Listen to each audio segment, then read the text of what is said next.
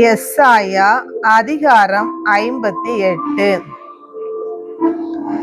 பேரொலி எழுப்பி கூப்பிடு, நிறுத்தி விடாதே. எக்காலம் முழங்குவது போல் உன் குரலை உயர்த்து.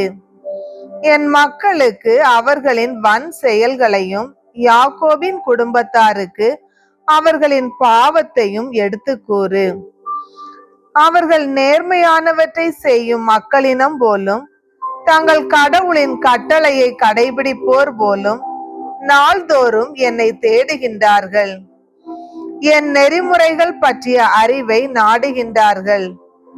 நேர்மையான நீதி தீர்ப்புகளை என்னிடம் வேண்டுகின்றார்கள்.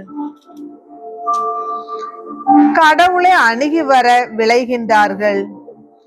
நாங்கள் உண்ணா நோன்பிருந்த பொழுது நீர் எங்களை நோக்காதது ஏன்? நாங்கள் எங்களை தாழ்த்தி கொண்ட போது நீர் எங்களை கவனியாதது ஏன் என்கின்றார்கள். நீங்கள் நோன்பிருக்கும் நாளில் உங்கள் ஆதாயத்தையே நாடுகின்றீர்கள். உங்கள் வேலையாள்கள் அனைவரையும் ஒடுக்குகின்றீர்கள். இதோ வழிகாட்டவும் வீண் சண்டையிடவும் கொடும் கையால் தாக்கவுமே நீங்கள் நோன்பிருக்கிறீர்கள்.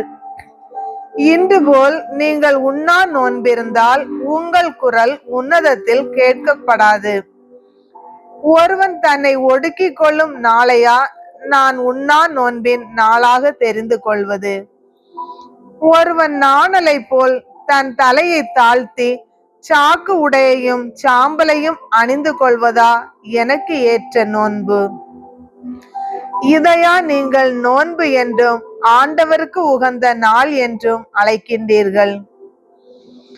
கொடுமை தலைகளை அவிழ்ப்பதும் நுகத்தின் பிணையல்களை அறுப்பதும் ஒடுக்கப்பட்டோரை விடுதலை செய்து அனுப்புவதும் எவ்வகை நுகத்தையும் உடைப்பதும் அன்றோ நான் தேர்ந்து கொள்ளும் நோன்பு? பசித்தோருக்கு உங்கள் உணவை பகிர்ந்து கொடுப்பதும் தங்க இடமில்லா வறியோரை உங்கள் இல்லத்திற்கு அழைத்து வருவதும் உடையற்றோரை காணும் போது அவர்களுக்கு உடுக்க கொடுப்பதும் உங்கள் இனத்தாருக்கு உங்களை மறைத்து கொள்ளாதிருப்பதும் அன்றோ நான் விரும்பும் நோன்பு? அப்பொழுது உன் ஒளி விடியல் போல் எழும். விரைவில் உனக்கு நலமான வாழ்வு துளிர்க்கும். உன் நேர்மை உனக்கு முன் செல்லும். ஆண்டவரின் மாட்சி உனக்கு பின் சென்று காக்கும். அப்போது நீ ஆண்டவரை மன்றாடுவாய், அவர் உனக்கு பதில் அளிப்பார். நீ கூக்குரலிடுவாய், அவர் இதோ நான் என மறுமொழி தருவார்.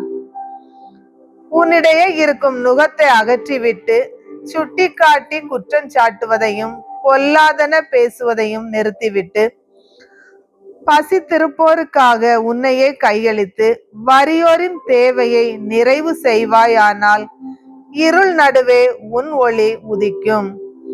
இருண்ட உன் நிலை நண்பகல் போல் ஆகும். ஆண்டவர் தொடர்ந்து உன்னை வழி நடத்துவார். வறண்ட சூழலில் உனக்கு நிறைவளிப்பார். உன் எலும்புகளை வலிமையாக்குவார். நீயும் நீர் பாய்ந்த தோட்டம் போலும் ஒருபோதும் வற்றாத நீரூற்று போலும் இருப்பாய். உன் மக்கள் பண்டை நாளிலிருந்து பாழடைந்து கிடப்பவற்றை கட்டி எழுப்புவர். தலைமுறை தலைமுறையாக உள்ள அடித்தளங்களின் மேல் கட்டி எழுப்புவார். தகர்ந்த மதிலை திரும்ப கட்டுபவன் என்றும் குடியிருப்பதற்கு தெருக்களை சீர்படுத்துபவன் என்றும் பெயர் பெறுவாய்.